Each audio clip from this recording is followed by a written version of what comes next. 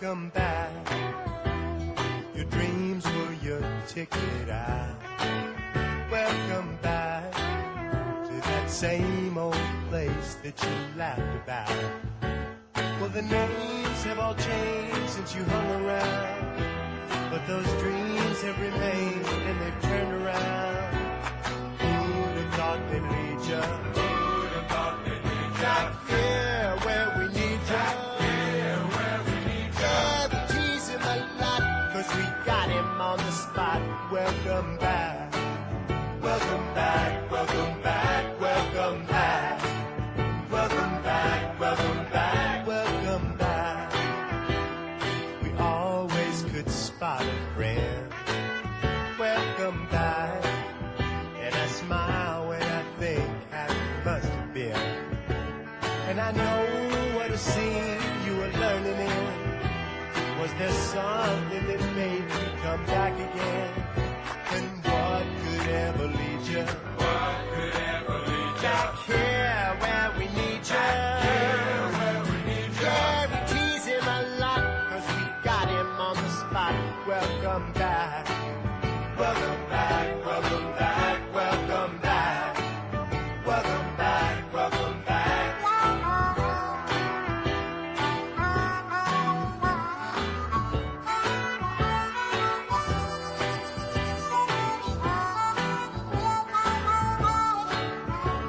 And I know what a scene you were learning in.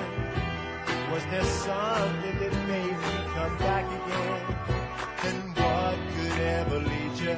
What could ever lead you? Back here where we need you. Back here where we need you. Yeah, we tease him a lot, 'cause we got him on the spot. Welcome back. Welcome back, welcome back, welcome back. Welcome back, welcome back. Yeah, we tease him a lot. Welcome back, 'cause we got him on the spot. Welcome back, yeah, we tease him a lot, 'cause we got him on the spot. Welcome back. Welcome back, welcome back, welcome back. Welcome back, welcome back, welcome back. Welcome back, welcome back, welcome back.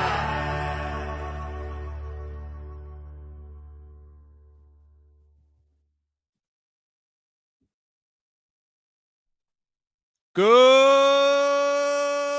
evening, everybody, and welcome to the Advantage Sports Betting Show. I am your host, Michael Fiddle. Today is Wednesday, October 1st, and on today's show, we are doing an NBA offseason review. We are officially less than 3 weeks away from opening night in the association, which means, damn, it feels good to be back.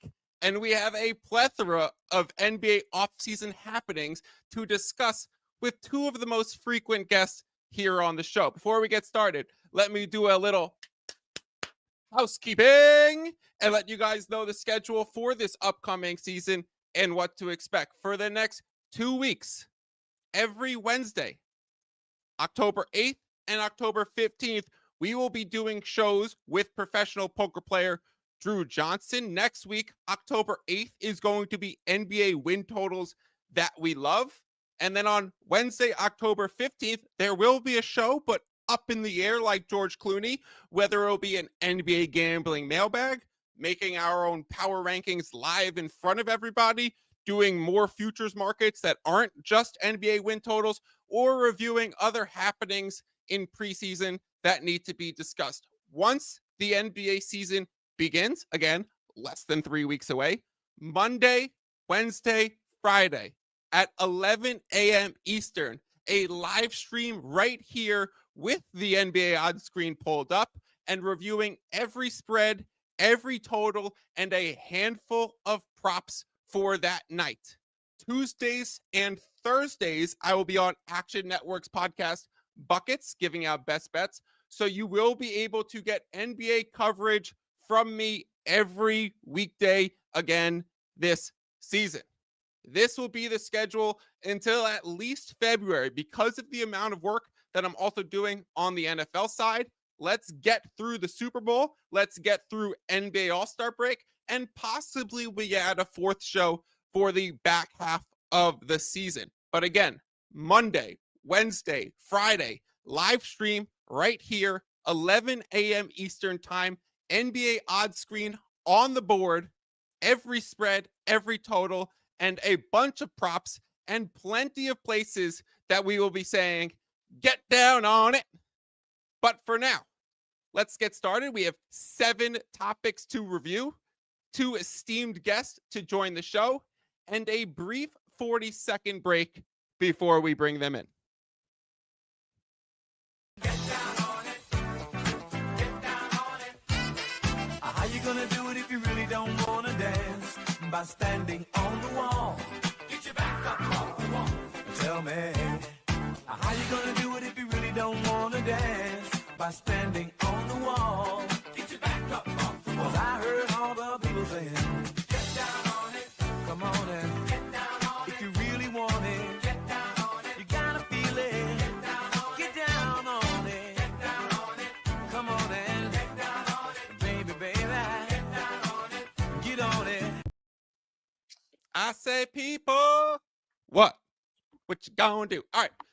Welcome back to the show. We have AV and Gibby joining us live as they do plenty of times throughout the season to discuss anything not gambling related. If it's gambling, it's me or professional poker player Drew Johnson. Today, we have 7 off-season topics to review, not too gambling focused, but a lot of good basketball to talk about. And so, like we always do, we will give these guys a new title every single time they join the show. They get a promotion. Welcome back to our COO, Austin Vernon, AV, our chief off-season officer. How you doing, my friend?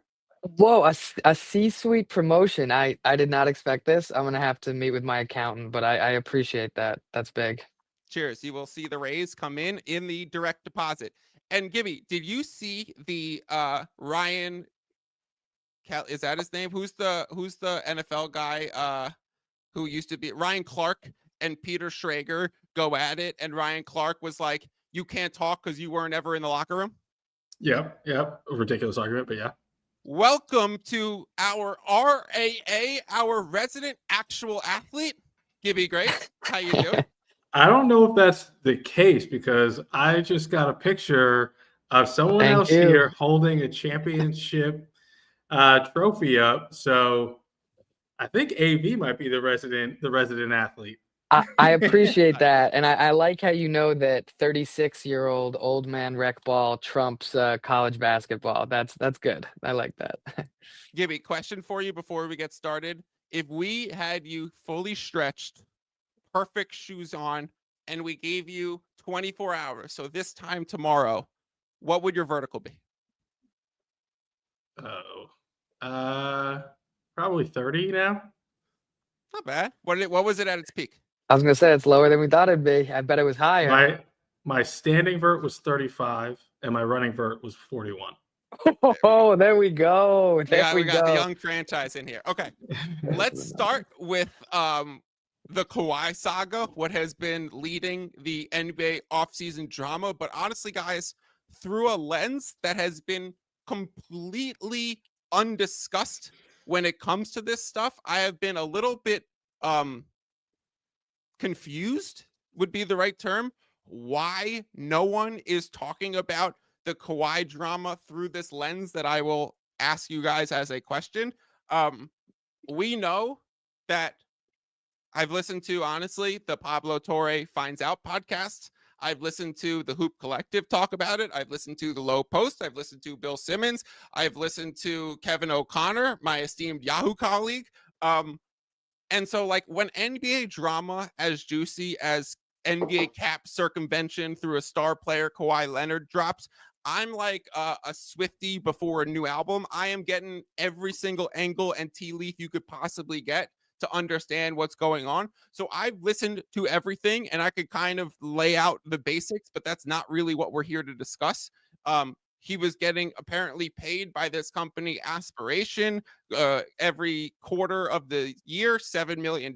So it was about 28 million, or 4 years, 28 million. He also got $20 million in stock options. Ballmer had paid them $50 million, which is awfully close to his salary. He was doing a no-show deal. It becomes very fishy. The minority owner of the Clippers gave $2 million to the company about a week prior to Kawhi getting $1.75 million from this company. There's $100 million in investments in their fake trees and their carbon emission contracts. And so a lot of fishy stuff that the NBA is now investigating. That's not what we're here to discuss and get our opinions on it, because more or less meaningless. What I'm confused about and what nobody is asking about, so Gib, I'll ask you first. Do you think Chris Paul, Brook Lopez, Bradley Beal, and the plethora of amazing free agents that they got like a month before the news broke would have still gone to the Clippers? Because for the first little bit of the offseason, we were all talking about how the Clippers won the offseason and how they're like stacked and deep and have 2 starting lineups on the team. And then this Kawhi news drops where like he might get a massive suspension. Like it wouldn't be surprising if they get a suspension mid-season where it's like he's suspended the rest of the year. Like he's not going to be participating in the playoffs, or like maybe they void his contract. It's hard to take picks away from the Clippers in a punishment because the Clippers don't own their picks until 2030 and 2031. So you're starting the punishment 5 years from now. That doesn't make sense. Suspending Kawhi a certain amount of games doesn't totally make sense because he misses a certain amount of games anyway. So it's kind of hard to figure out, but it might just be like you're suspended the rest of the year or your contract is void. And so would all of these amazing free agents and buyout guys have gone to the Clippers and created an offseason where they totally won the offseason before this? If this story broke 1 month earlier, is Chris Paul somewhere else for his swan song where he definitely wants a championship? It's nice that it's back in LA. Is Brook Lopez potentially with the Lakers instead of DeAndre Ayton? Is he back in Milwaukee and Miles Turner is then back with the Pacers? Is Bradley Beal accepting this buyout deal and going to LA? And if not, do the Clippers trade Norm Powell and bring in John Collins? Like there are so many moving pieces that I'm wondering how they would be affected, or what you think they would be affected if this story broke a little bit earlier. Yeah, I think you mentioned one team there, which is the Lakers. And if I was any of those guys and I found out this news, and I think a lot of them would think the same, because a lot of these guys were choosing between the Clippers and the Lakers. Brook Lopez he was talking to both teams. There was rumors Bradley Beal was talking to either the Lakers or Clippers. Chris Paul was going to be in LA for his final year, so it's going to be Lakers or Clippers. And like, if you're going to sign up for a year of all these crazy distractions where if they don't put down the punishment, like before the season starts, the whole season, they're going to be asking these questions. I don't know if the Clippers have the infrastructure. I mean, Ty Lue's a great coach, and I think Lawrence Frank is pretty respected in the space. But if I was one of those guys, and I think those guys would have probably liked the opportunity to go to play with maybe LeBron's last year and with Luka Doncic, rather than going to a mess of a year with the Clippers, which is going to be dominated by this one story. I mean, I think that's part of the issue why the league sort of wants to get away from this and not have to dole out punishment, because figuring out what to do about it is so impossibly hard. And anything you do sets such a terrible precedent. I mean, you think about it like a butterfly effect thing, just going back to Kawhi, even going to the Clippers in the first place and forcing that PG trade. Like OKC has won a championship now since. Like you can't really vacate anything or undo anything. You wouldn't be able to, not that the Clippers have won much, but you wouldn't be able to go back and do anything there either. In terms of how it affects the new guys, like I feel like stuff like this always happens. The timing is terrible for them, but in terms of like a scandal or an injury or something that changes your team's outlook or ability to actually contend that year, and a free agent just signing, like, I'm sorry, that is sort of part of the deal. I've never seen an NBA contract, but like, if you're starting work somewhere, you can contract for these things and be like, if you're fucking a fraud, then I don't have to work here anymore and I'm let out of my deal, something like that. I'm sure they have nothing like that in place in the NBA, so they all have to keep playing. And I'm sure they really don't want to void Kawhi's contract now. Yeah, it feels like Chris Paul just left the Clippers when it was a transition to Ballmer with the last scandal that he has, and now he comes back. AV, did you see the picture of Chris Paul at Media Day? I will throw it up. This is making its rounds on Twitter, and I know you're not on Twitter. You're on NBA Reddit, so I don't know if it's made it over to NBA Reddit, but this is going very viral as most washed player in the league. And I'm like, what a disgrace. Here's the picture. They do make him look old there. I mean, some of the preseason pictures, the way they've made Harden look in the past and similar players is pretty wild. Why does he look so old? Just because he's bald and a little chubbier? I don't know, but he played 82 games last year. Yeah, no, Chris Paul, just his mind alone, give him a contract, put him on the team. I'm not concerned. That is a funny picture though. Yeah, my focus has been on Kawhi at the preseason stuff, who has been hilarious to ask questions to. Like he's in a corporate deposition. Like there couldn't be a funnier player for this to happen to. There's been AI generated images of Kawhi planting a tree, and it's like, look, he actually did do a job. And it's like the funniest thing in full Clippers like gear and uniform next to like this little shrub. Great stuff. Yeah, interesting to see what comes with this news and how it affects the viability of Clippers as actual championship contenders, because they are the oldest team in the league this season, but they're totally stacked. They're like one of those teams that if you stay healthy, like they are a legit contender going into the NBA playoffs. So they would be able to hang with Denver and OKC like the best of them, and we will see how it pans out. But again, if anything happens, Kawhi mid-season with these investigations, and now there is a law firm that is investigating the Clippers and taking all their data and whatever. I've just heard through the grapevine and like through listening to the sources, like all the other podcasts that I mentioned, it is hard. Like they don't have like subpoena rights. So like they can't get all of the data. They can't get the financial records. They could get like phone and email records from these people to see if there's anything in writing that would be a red flag. But like Pablo Torre's uncovering financial documents, and like this law firm is not going to be able to get that stuff. So like they're also going to be relying on Pablo Torre finds out, fuck around and watch Pablo Torre find out, to then like actually use things that they would harp on. Before we move on, anything else? I hope they have access to all the documents that Pablo has and has been making a story on. And given that Pablo seems to actually want resolution here, I bet he shares those willingly. You don't need a subpoena from him. Yes, I would say he's pretty invested in the NBA determining that there was malpractice. Yeah. Perspective. Okay.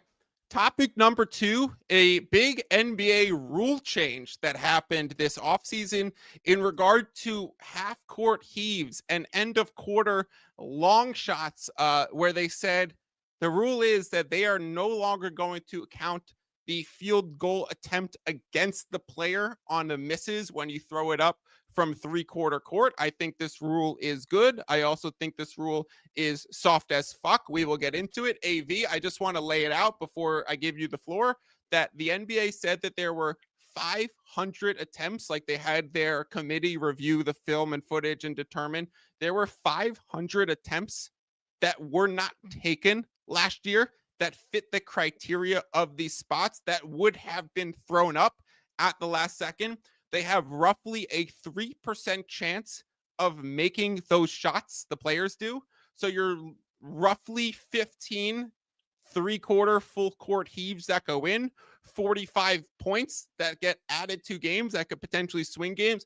And I'd say a bunch of really close misses that also become game swinging, potentially game swinging, and tons of highlights that will get generated from those half court and three-quarter full court heaves. So thoughts on the rule, on the fact that we have now going, no field goal attempt will be counted against for shooting those at the end of the quarter. Well, you know I love this, but more importantly, I'm glad you added close attempts there, because it's not just the ones that go in. Any shot that's close in this situation, whether it's because it's a close game or the ball physically closely goes in, is so entertaining for the fans. It's sad that we've been missing this. And I understand what you're saying in that it's pathetic, and that like, why, if winning is the most important thing in the world to you, are you caring about your stats? You make unlimited money anyway. Your career is great, blah, blah, blah. But it clearly does matter to them and their stats. And they clearly felt there was such a low percentage that it helped their team that they were trading that off. I mean, I remember the Steph Curry 2014 or 15 years where he was shooting them all. That was super exciting. I remember going back to Shane Battier on the Rockets where he would tell people that he would take the shots at the end of shot clocks, at the end of quarters, all that on purpose to try and lower his three-point percentage so the teams would scout him differently. So there's a range of players that deal with this differently. It's not everyone, the NBA stereotype that's like, oh, I don't care about winning, I'm not going to shoot this. But this clarifies it. This fixes it. We're good to go. Anything to add, Gib? Did they say what constitutes what would count here? So is it beyond half court? Like if there's a 24-second shot clock, someone deflects it, you're in the backcourt and you heave it, does that count? If you make it, does it count as good for you or is it part of the team? What are the rules here? I can't wait for this gray area to unfold because, 3-point attempts, just like passing attempts in the NFL is a bettable stat. Like you could bet on 3-point attempts for a player, not only 3-point makes in certain books and certain markets. So like, does someone throw it up and all of a sudden it doesn't count as an attempt against that player? So therefore, unless they make count it in the gambling book, but only if he makes it does it count. Are we suddenly looking at like 7 more Peyton Pritchards emerge from the league where like this is your go-to half-court heave guy? So like watch Peyton Pritchard get checked in for the Celtics when there's 8 seconds left. It's like, oh, watch Reed Shepherd coming in for the Rockets. Like who's going to start? Are they good teams going to designate one player to actually practice these things so that they put him in these situations? Is that a actual edge that some teams can coach and, advance the scout? Very, very interesting stuff. But I do think, Gib, you bring up the gray area in this. There will be onslaughts on Twitter and AV. I don't know if you still play fantasy basketball. I know Ian in the back doing our production. Welcome back, Ian. He does fantasy basketball. Like there's field goal percentage as one of the categories in standard like 9-cat fantasy basketball. Yep.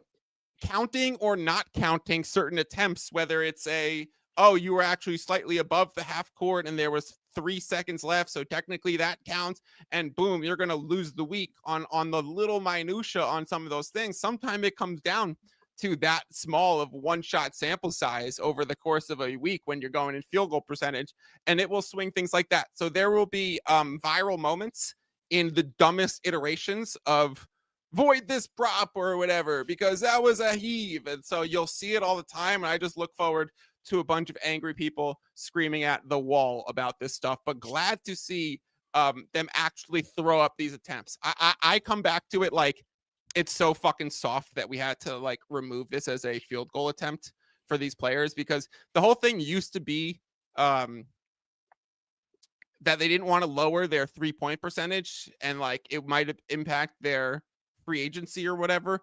But now with like second spectrum data and all the advanced data, it is so easy to say, give me the 3-point attempts, but remove all of those beyond half court or remove all of those with less than 5 seconds left in a quarter clock or something. And you could teams can easily pull the proper stats that apply to players, and teams are scouting 3-point percentages from different hot zones. So therefore, like, I just don't think it actually matters that much in next contracts, but what, go ahead. My light pushback would be the fans do not go that deep in the weeds. And for the fans, it's just the whole stats of what's your field goal percentage, what's your 3-point percentage. And I agree. If you're like negotiating a contract, you're the free agent, you're talking to the team, all that I agree with. But for the fans, they're never going to go that deep in the woods. The players feel so strongly about their stats. This rec league that I played in the other night and we won, keep stats online. I check that every day.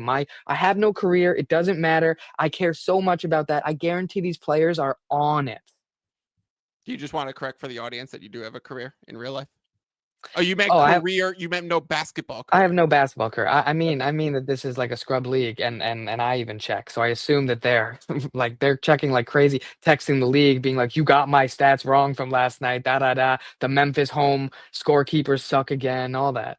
Fair. Like the people who are shitting on the Pelicans for making that trade where they traded the unprotected first round to the Hawks, and they get this player that's and they're like, well, it doesn't matter how he does. It's still terrible process, or like, like Cooper Flag will, in the large scheme of things, will always be reflected in as part of the Luka trade, even though we're going like 20 years down the road, people aren't going to come back to, well, that was really only 1.8% that they got lucky on. Like, we are always going to reflect back with big picture stuff.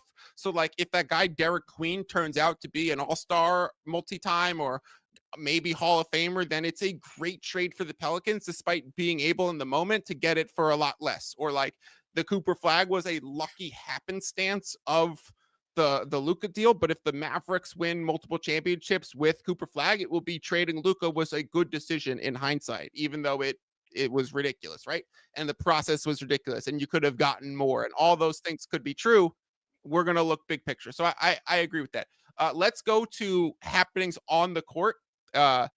Biggest free agent or off-season move besides KD. I think it's very obvious for all of us to say KD to the Rockets is the biggest off-season trade, free agent signing, whatever you want to say. He's an absolute superstar still at this level, right? 37 with like 35,000 points scored. So he's going to be the number one most impactful guy, especially with Van Vliet now out. But besides KD, what is the biggest offseason move? I'm going to start so that you guys don't take mine, because I don't know who yours is. So I'll take the floor on this one. Desmond Bane to the Magic.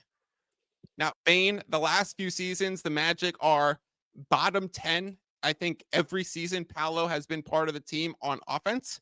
We saw Franz was a disaster shooting last year. We know Jalen Suggs is a phenomenal defender, but might not be a true point guard. So Paolo's playing a little bit of point forward. Franz does a little bit of playmaking himself too. Bane can do all of that stuff and is an absolute sniper from deep. He's probably a top 5 shooter in the NBA if you attribute, the hard shots he's taking, the volume that he's taking, that he could be a catch and shoot player. He could be an off the dribble. He could be a movement shooter. Desmond Bane, probably a top 5 shooter in the league, fits perfectly with that group. So I think Desmond Bane is going to be what elevates the Magic. I think they are no longer a bottom 10 offense in the NBA this season. I think he will be the most impactful free agent trade or offseason move that happened. Magic now a 51.5 win total. So it's like they totally popped in the market, and it's already reflecting that. I think that's what's going to be like. He might be an all-star this season, and he's going to get the opportunity to do so. And so wouldn't be surprised if he absolutely blossoms. Flip side of that, I just do want to say besides only praising the Magic, the Memphis Grizzlies for drafting Bane. First of all, they traded up for the pick where they got Bane with the 30th pick in the draft, which is like the last pick in the first round. Right. So you get the extra year, the 4-year guaranteed instead of the 2-year. So you lock him in. Bane was a $2.8 million contract player while he was in Memphis. Then Memphis gave him the big extension. So Memphis extracted maximum value out of Desmond Bane. So he played on that cheap contract. They gave him the extension, and then they traded him once paid for like 4 first-round picks. So like, honestly, great deal from the Memphis side as well. But I also think smart move on the Magic, and he's going to be very impactful. Gibby, who do you have? I was going through all the transactions this offseason. Seems like it's a lot of it. It was mostly extensions and like a few big trades in there. But the one that stuck out to me was the Michael Porter Jr. Cam Johnson swap. And I think it had bigger implications because it gave Denver a little more cap room. So they got Tim Hardaway. They brought back Bruce Brown. I'm not positive yet if Cam Johnson's going to be an upgrade over Michael Porter Jr., but I do think the pieces they got with the extra cap space will allow them to be way better. So that would be, I think, the second biggest, and puts Denver back in the title contention. And you get Curious Mike, great YouTube channel, one of the weirdest things in the world. Michael Porter's YouTube channel. He is on one at all times. Exactly. Him in the Big Apple will be something to see. So yeah, I actually agree with that, Gib. I think that's a great one, and I resonate with what you said. Not necessarily the direct Cam Johnson for MPJ upgrade or downgrade, but also like allowing them to bring back Bruce Brown and sign THJ, which on the Nets side, same way I talked about Memphis, like great deal for the Nets. Also getting a first rounder from the Nuggets in like 2031 or 2032, whatever it was. Although Jokic did say at his media day that he hopes to be in Denver forever. So people who think he might retire early or leave in 2027, like when he is an unrestricted free agent, most likely he just gets an extra $70 million in his possible contract and he stays there long term. AV, biggest impact move this offseason. I'm gonna go Ayton. I mean, I liked your Desmond Bane one. I actually think it could give KD's a run for its money just because the East is so wide open. Contenders are moving down, and the Rockets have finished so well last year that they may be playing towards their peak anyway. But I like Ayton because I think that the Lakers were in such a tough situation, specifically needing a big, having whiffed on so many, the weird stuff with Mark Williams, all the rumors that get thrown in about who's going to be traded there just because they're the Lakers. And then not only do they get Ayton, who I'll say some nice and mean things about in a second, but they get him for crazy cheap in a situation where they just felt sort of screwed and that there was no way that they were going to get this big. And for me, no way they were going to contend without even someone in that world who can start and not embarrass you for like an 18-minute game. And Ayton can do much more than that. So I've seen Ayton at his lowest these last few years, in some Phoenix years and some Portland years. When they made the run in the finals, those Suns, he was actually good. He rebounded well. He defended better than I thought he would. He tried harder than he would. Shot a shockingly high percentage for shooting so many of those mid-range, which you need in the playoffs. I actually thought he was good. If he's even close to that level, and I think LeBron and Luka can extract some of that from him, he's a big signing. I would have loved Chris Paul had he not gone to Clippers. He goes to Lakers. Maybe Ayton still goes to Lakers. And Chris Paul was credited with so much of getting Ayton to play at maximum, right? So, yeah, very good deal. I mean, he was the number one pick pre-Luka. Same draft, taken a few spots earlier. So, maybe he's a little salty. Maybe he's asking for Luka to pay for some dinners or get him some shoes or something, because Luka just signed for $300 million, or was $165 million over 3 years. Ayton is still getting more money from the Portland Trailblazers than he is the Lakers. Also, we'll talk about it next week on NBA win totals with Drew. I hate what the Portland Trailblazers have been doing. So you could guess which direction I'm actively betting on a Portland Trailblazers win total, but not a big fan of what they're doing over there. Topic number 4, staying in Lakerland with DeAndre Ayton, is LeBron James with his cryptic message that Rich Paul gave out this offseason. Gibby, do you have the statement in front of you? Can I ask you to read it as if you are Rich Paul, and then we'll get AV's reaction to it? Yeah, I can read it, but I don't know if I'm good at pretending to be Rich Paul. But the I just statement figured is just not my voice, because my voice is monotonous as doing a lot of talking on the show. So you go. We understand the difficulty in winning now while preparing for the future. We do want to evaluate what's best for LeBron at this stage in his life and career. He wants to make every season he has left count, and the Lakers understand that, are supportive, and want what's best for him.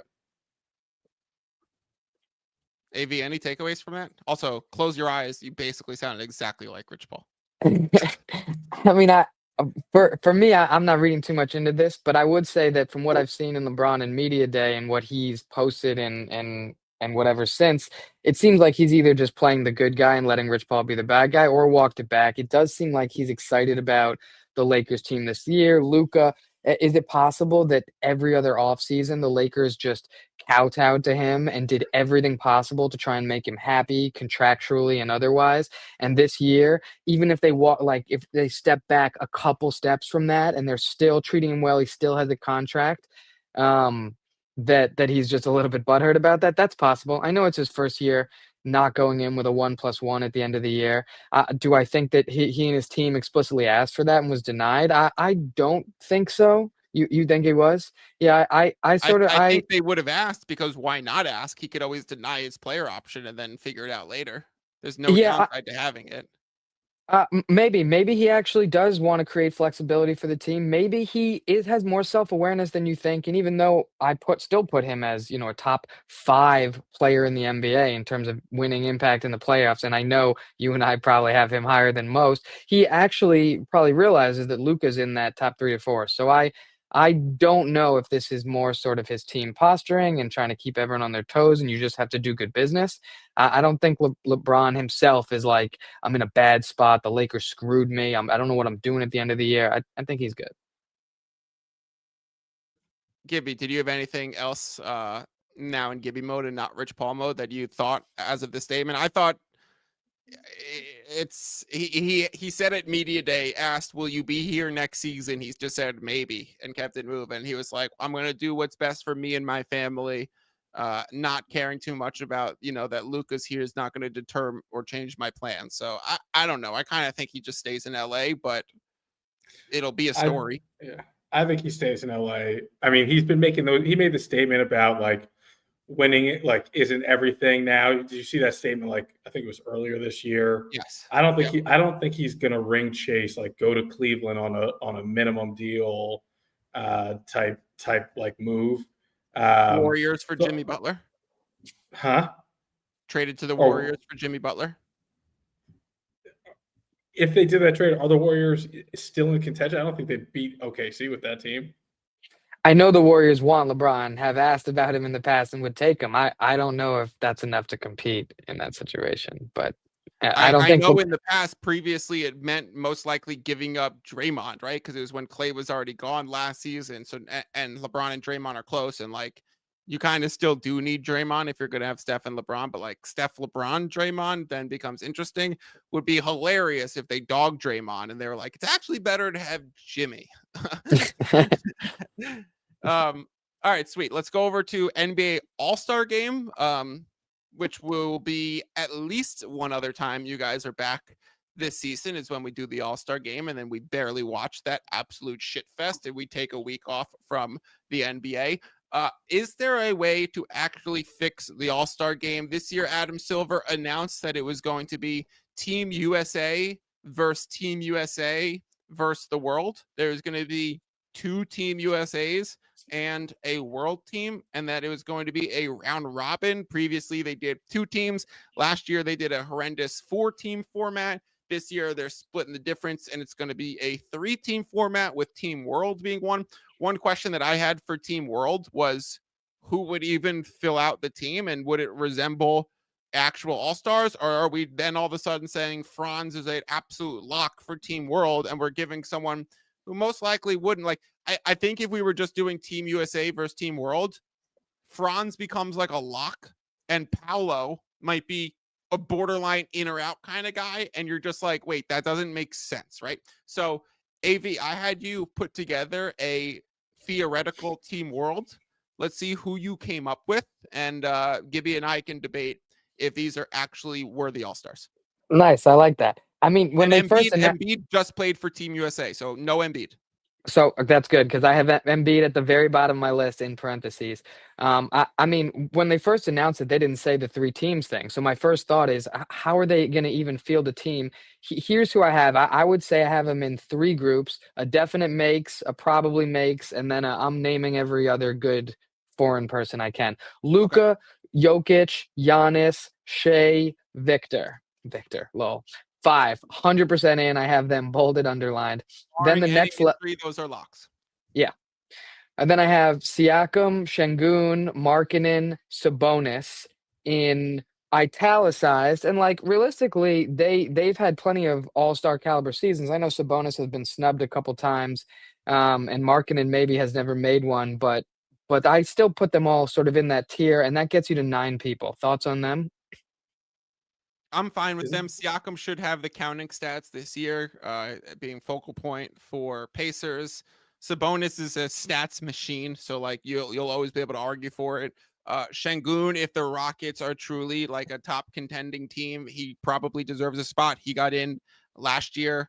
And then who was the last one that I'm missing?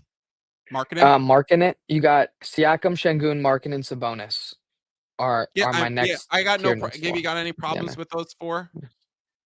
not with the 4, but like we need to have, if we're going to do a 12-team Euro or like non-American, feels like there's a lot of bigs on this team. Right. It's a great point, and there are some guards that come later, but Jamal it's Murray, part of the reason. Never made one, so is he gonna make it? Go ahead. Who's the rest of the list? I'll read the rest of the list. So we'll throw a guard in early at number 10, Jamal Murray. Rudy Gobert, another big. Franz, you can pretend as a guard, play your 2-3. Then you got OG, he's not handling the ball. More bigs, Zubac, Porzingis, Vucevic, Wiggins, Nembhard, and then parentheses, Joel Embiid. None of those guys are making it. Maybe Jamal Franz. But none of the rest of those guys are making it. So in my mind, I'd like it better competitively if it's USA versus the world, one versus one team, but you're really forcing both numbers and positions, like Gibby pointed out, if you're just trying to go like 12 on 12. Yeah, I think like it's a stretch to be putting Franz, Jamal, OG. Like we're gonna look at the other side and be like, is Devin Booker in or out? Is John Morant in or out? Like these guys are so much better. We're gonna get to February. Is Trae Young in or out? We're gonna get to February. Like Porzingis makes Team World, but he's might be the sixth man on the Hawks, and like Jalen Johnson and Trae Young don't make it. It's gonna be insane in some regards, and it feels like something that sounds nice now, but then once we get the teams, it's going to be worse backlash than when there were just like all-star snubs. I personally wish they would just go back to East-West. Like, let's go 15 deep East-West. I have some other thoughts, but Gibby, anything to add to Team World versus Team USA? No, yeah, it's Euro or non-American. Yeah, the guard play is just so bad that it wouldn't be as fun watching that. It is tough. Hall of Famer Dennis Schroeder? Mikey, you snuck this in, but the 15 player conversation is the more important one here. There are just so many all-star caliber players now. To have 12 and 12, no matter how you drafted, is sort of crazy. Hold on, quick question. Are you telling me that instead of the East and West voting, which they always do, even if they mix the East and West and draft and whatever, they're not doing East and West voting? That would be crazy. I would be shocked. Well, maybe they do. I don't know the specifics. I think it's bad regardless, to be honest, but like maybe they do one team USA from East, one team USA from West, which I still think is going to be convoluted with the amount of players that are this is crazy in the West. My proposal. Wait, did you have Cat on your team? No, I didn't. As the Dominican Cat, it's another big, but he should be in the automatic number 6 Cat. So that brings you to 10. Who like from Luka all the way down to Sabonis, who you could field a team with, Luka and Shea as your only guards, and deal with it, or you sneak other guys like a Franz or Jamal on. Look, it gets you close enough so you can do just USA versus world. It wouldn't. Now that you add Cat, you get to 12 with like Jamal. Maybe Franz is having a great season, but that also means you need no injuries. Yeah, it also means that like you do the round robin, you have the Euro guys, let's say, try slightly less hard because guys like Jokic historically don't care, whatever. They're bumped out, and now the finals is USA versus USA, and your whole gimmick was USA versus the world. It's like, oh, good luck. Right. Or you have USA versus the world, and like on one of the team USA's, like Ant's not playing, KD's not playing, LeBron's not playing, and you're like, I'm watching Steph and Ja and like Booker and Jaylen Brown. It's just like, I want the actual Team USA versus the world or not. Here's my semi-fix, and take shots at this if you will, and tell me it's not a good idea, because it's still probably not. I think that they should kind of do it like the NFL does the Pro Bowl, where you get invited, and if you go, and if you agree to accept going, then you are kind of doing like a handshake deal to give like a decent effort. And if you don't go, it's totally okay to say no. Like we have Snoop Huntley and Mac Jones make the Pro Bowl, but when they go, they actually play and they try or whatever for their few reps that they're in. it's not a big deal if Ant says thank you, still gets quote unquote an all-star on his resume, but says like, I don't really want to play this year, so I'll go to the all-star weekend, but I will not be playing. And so we replace Ant with someone else down the totem pole. And if it ends up meaning we have Jalen Green in the all-star game and he's going to actually go and do some crazy dunks and shoot some 4-point shots from half court, like, it might actually be entertaining to watch at that point, and it might actually be a little bit better where it's just like, it's totally fine to say no, but if you say yes, like, give some decent effort. Yeah, I mean, I think that the issue, or one of the issues with that is that historically, all-star nods actually matter for players like end of career accomplishments and achievements in a way that Pro Bowls don't. And part of that is because they're so limited. Like I remember when Snoop Huntley made the Pro Bowl, and in my mind, it's like, how many QBs did they He move through to started get to 4 him? games that season for reference. So that's insane. And so does that mean that, however many other, AFC quarterbacks at that time also got a nod and just didn't have to show up? Or are you telling me that like great quarterbacks were not even Pro Bowlers? I think the NBA is still a little different. Anything you can do to up the effort would be huge here. Maybe go the other direction and penalize them if they don't, take away the All-Star nod if they're trash. But I'm saying that jokingly because I don't know what a solution to this is. Gibby, do you like my idea at all or no? I think the Pro Bowl is different, right? So I'm thinking about this from just like a NBA hierarchy and like social perspective. That like if you're named an all-star and you go to the all-star game and you're at the events and you're one of the guys who got the name, it's like a big deal because there's like all those events. There's like sponsors there who you can like get big money from from a sponsorship deal. Whereas the Pro Bowl, they're doing it in like Hawaii. People bring their families. It's more of a family thing. And like saying you're a Pro Bowler lost all meaning once they started allowing like, other guys, like you said, Huntley and Mac Jones on it, where if you're an NBA All-Star and you go to those things, it's a big thing. So, Gib, you used to go to the NBA All-Star game all the time, right? Like you used to be given tickets through like corporate affiliations and whatnot. At this point, right?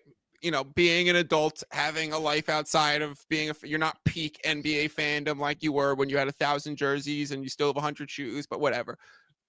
If you were given the ability to go to the All-Star game, flown out for free, hotel for free, free to the events, is it even worth it your time for you to still go to the event? Because you used to as a kid. No, I would, if someone offered me the free tickets, I would give them to somebody else who wanted them. We've talked about, there's some events that are just better at home than in person. Now the only thing is I was at the Zach LaVine, Aaron Gordon dunk contest in Toronto, and that was one of the craziest things I've ever seen in my life. I don't think I'm ever going to see that again. I don't think the dunk contest is the same. And therefore, I'd rather be at home because if the game is shit, I want to turn the TV off and go do something else. Yep. You don't want to see Matas Buzelis try like 6 times and have a horrible dunk? No, I don't. I don't want to see Buzelis in it at all. He might be on Team World this year. Actually, I was going to say, there's a Rising Stars game. Like we're getting some Buzelis. Yeah, he's not even Team World, even though Buzelis sounds foreign. All right. Next thing that we're going to do, predictions for this upcoming season. I asked you guys to come up with a surprise team and a demise team. And then I'm going to give you some rapid fire that I did not prepare you for to end the show. So surprise team and demise team. This doesn't necessarily, for me, it's automatically from a betting perspective, right? Because I'm going to bet an over on a surprise team. I'm going to bet an under on a demise team. I'm not necessarily, you could do it through any lens you want to. This team is considered championship contender. I don't expect them to be it once we get there. This could be, I just don't like what they did this offseason. However you want to take it. Let's go demise team first so that we can end on a positive note. And AV, who is your demise team this season? We talked about them a little already. I got the Clips. I think that who they have on their roster It, like you said, plus the coaching, Ty Lue, plus all the behind the scenes Van Gundy stuff, plus they do have unlimited money. This is a team that before all the Kawhi stuff, I would have been like, even in the difficult West, this is a team that could sneak and make it all the way through and give anyone a run for their money. I think that however this gets resolved, it won't be quickly, and it's going to hang over their team until, and anything that goes wrong all season is going to resort back to this. And then the fact that the Western Conference is not only better than the East, but maybe the most talented, best contending teams I've ever seen in a conference ever. It's just too much against them in a situation where players wise, they actually should contend. Gibby, the Demise team this season. I hate to say it, but I'm going Golden State. They're a year older, I think.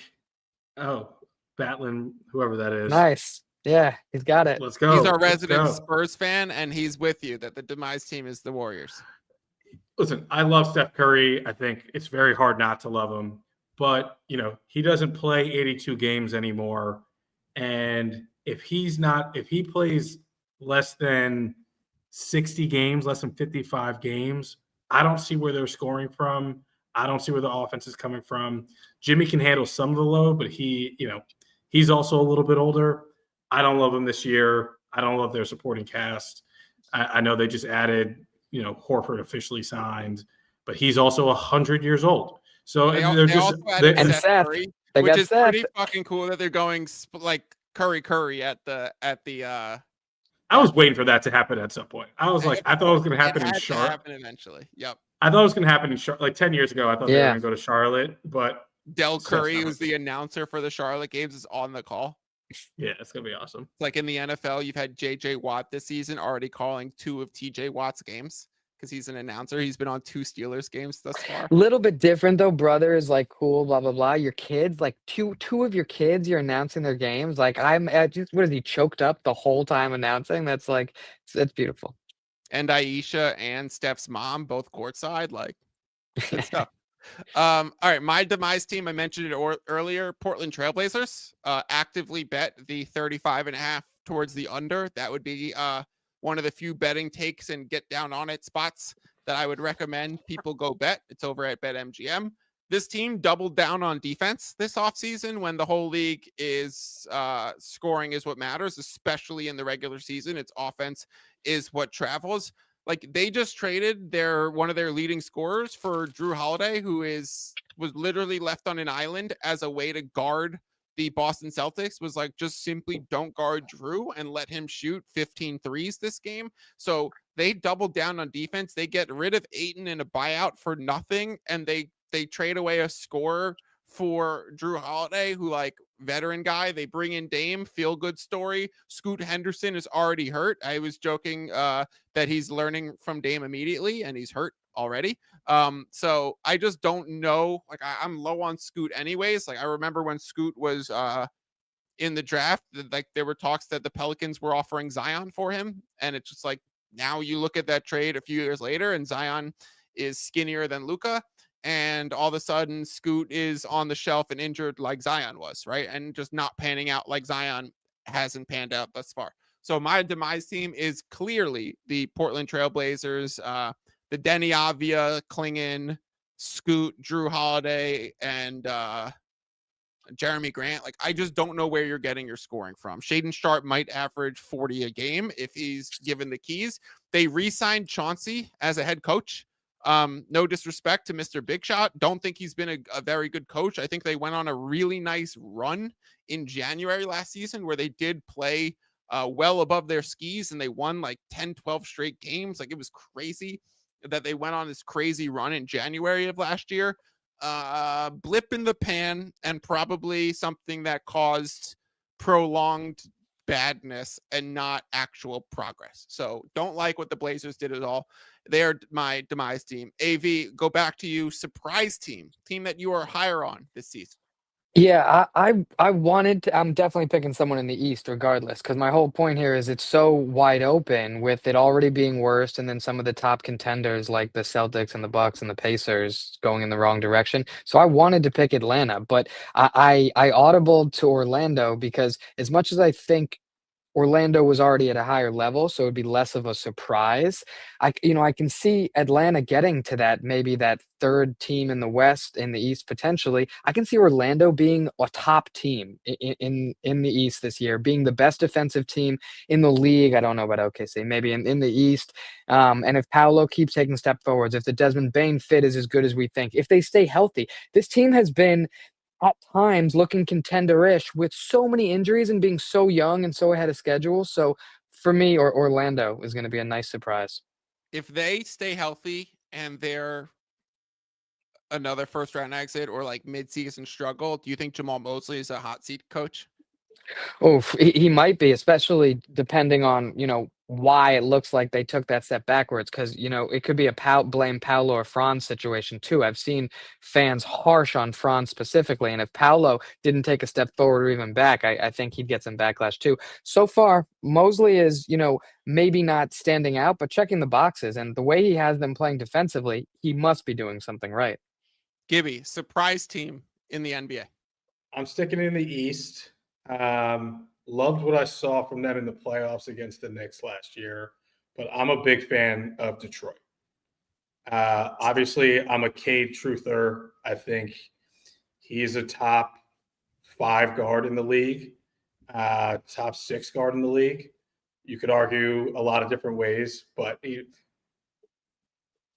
AV, where do you have? Wait. AV, who's You going see me through your mind? now? SGA, Luka, Steph still probably, Jalen Brunson you probably still have in that conversation, Ant if you call him a guard, and now we're getting to tough spots on the list. I have Cade above Trey probably. I have Cade above Fox. I have Cade above who? Maybe I need to ask the question because I need to ask the question. Cade above people who are listening to this podcast for not the first year, they're gonna know who it is. If he was healthy, Cade or Halliburton? I know you're a Halliburton hater, but I think Cade is who I want long term. But yeah, Halliburton was great last year. Don't get me wrong. Give me Cade or Halliburton. Cade, not even close. What about Harden in that discussion still? He's so old. Do I think Harden is gonna be as big of an impact player as Cade? He was amazing last year. I know, but they might have been same last year, and Cade is so much younger, and so many things went right for Harden. And I love Harden. I don't think he'll end up being remembered as good as he should, similar to T-Mac. Maybe he had the highest offensive peak I've ever seen, but it's gotta be Cade. Cade or Booker, Gibby. Booker. Book still. I gotta go Book. Yeah. We miss Book. We miss Book in that top 6 or whatever. Who else did we miss, Mikey? Because Book definitely. Give me Cade still. Okay, Cade. That's where I think I'll end it. Gibby, do you have anything to say about Pistons? Because I cut you off there because I saw AV going like this, and that was worth the tangent. No, the only worry is, can Duncan Robinson replace the gambler? What's his name again? Yo, he was cleared. This is the exact inverse. You're talking about Jonte Porter? No, this is the exact inverse of the Kawhi situation where they get all the free agents, right? And then just like Kawhi might be in deep shit. Malik gets his contract rescinded, the offer of like 2-year $40 million or 3-year $40 million or something. And now he's actually been like cleared or like they're like, he might still be under investigation, but they said like likely no wrongdoing. And all of a sudden he got completely screwed by the timing of this news breaking and then potentially not actually doing anything. So it seems like Rozier and Malik Beasley are both cleared, but I do understand your point. He might go back to Detroit, in which case then I'm very much with you. But yeah, they bring in Karis LeVert. They get Jaden Ivey healthy again, and they bring in Duncan Robinson to try and replace the shooting. I do think that's pretty good in rounding out the edges from that story. Yeah. We'll see how Ivy is. And give me Duran to take a step forward. Yeah, exactly. And Cade himself. Yeah. So I'll go with my surprise team. Toronto Raptors are going to make the playoffs this season. Like their starting lineup is legitimately fucking good. They're going to be a over 500 team. I'll save the most of this discussion for next week when we do win totals with Drew, because again, if I'm saying surprise and demise, it's just inherently a betting angle, and their win totals 37.5 minus 110 at DraftKings. Highly recommend going to bet that. Bringing in BI, re-signing Pirtle, quickly RJ Barrett, Scotty Barnes takes a leap, Grady Dick, like their coach was very impressive last year. Darko was very impressive in what he did. And when he left the Grizzlies, you saw a lot of the Grizzlies development kind of falter, and they ended up getting rid of Taylor Jenkins and now have Isola as their head coach. So like, we'll see what happens in Memphis, but like rocket ship pointed up for the Toronto Raptors. So a big fan of the Toronto Raptors this season. I absolutely love what they did. They are definitely a surprise team, to the point where it wouldn't be surprising to me. We're like, I think the surprise could reach the level of top 6 and automatically in the playoffs. So that's where we'll go. They might be, surefire play-in team, but like, they just might be better than Miami, and they might be better than, if any other teams falter. I think the Sixers will probably be naturally healthier and back in the mix again, but I do think Raptors are going to be good. And they were an ATS, AV, that's against the spread for you. They were an ATS darling last season, where they overperformed what they were according to the market in like a lot of games. Now I just think a lot of those close losses can potentially become wins, especially if BI acts like some sort of de facto closer. Guys, I have some rapid fire questions for you that you guys were not prepared for. I don't want any explanation. I just want an answer. Okay? Like, one words. Who plays more games this season? Jaylen Brown for the potentially tanking Celtics, or Devin Booker for the potentially disaster Suns?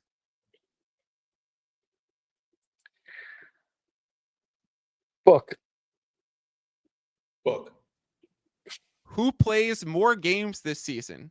Kyrie potentially returning from an ACL, or Jason Tatum looking like he was put in a freaking regenerator with his Achilles and already coming out with videos? Kyrie or Tatum, who plays more games? Kyrie, but 0 equals 0. Yeah. Kyrie, Gib? Kyrie. Who stays skinnier at the end of the season, Luka or Zion? Zion. Luka. If you were going to say the obvious top 4 for MVP is Luka, Jokic, Giannis, and SGA, your 5th player, and I'm going to take off Anthony Edwards. I'm going to say Anthony Edwards is not an option. If that's you were going to go with a surprise, this guy makes the 5th of the All NBA ballot, because like Brunson made the All NBA ballot. I mean not All NBA, MVP. Like, surprise first team All NBA and guy who sneaks on to the back of the MVP ballot is Wemby. Paolo. Gib, I'm going Paolo too. That was mine as well. I was going to say Paolo's a sneaky one, Cade's a sneaky one, but like the most likely one is probably Anthony Edwards. Okay, that is going to do it. We had a 1-hour show. It was great to be back. It was great to have AV, our COO, our Chief Offseason Officer, and Gibby, our resident actual athlete, even though that also might be AV's title. Fantastic to talk to you about these things, guys. We'll be back next Wednesday. 1 week from today, I will be joined by professional poker player Drew Johnson as we will go through NBA win totals that we love. We'll figure out some sort of fun format for it, but it will be very gambling focused. Back to what we do the best. This is the sharpest NBA show in the world. Am I biased? Yes. Do I also think I'm honest? Yes. There are over 400 people who checked out the show today, whether that's on the live stream on Twitter or on YouTube. Please like and subscribe and help us out. We are trying to grow the channel a lot this year. So see you guys in a week. We'll be talking gambling NBA win totals with professional poker player Drew Johnson. And as always, some words from Pat Bev as we say peace out and Y'all subscribe to my podcast while you're asking me all these questions? Y'all subscribe to my podcast while y'all asking all these questions? Don't forget to subscribe to the pod. And if you're a kid, listen to your parents. Listen to your parents. Listen to your parents. Subscribe to the pod. Subscribe. Subscribe to the pod. Subscribe to the pod.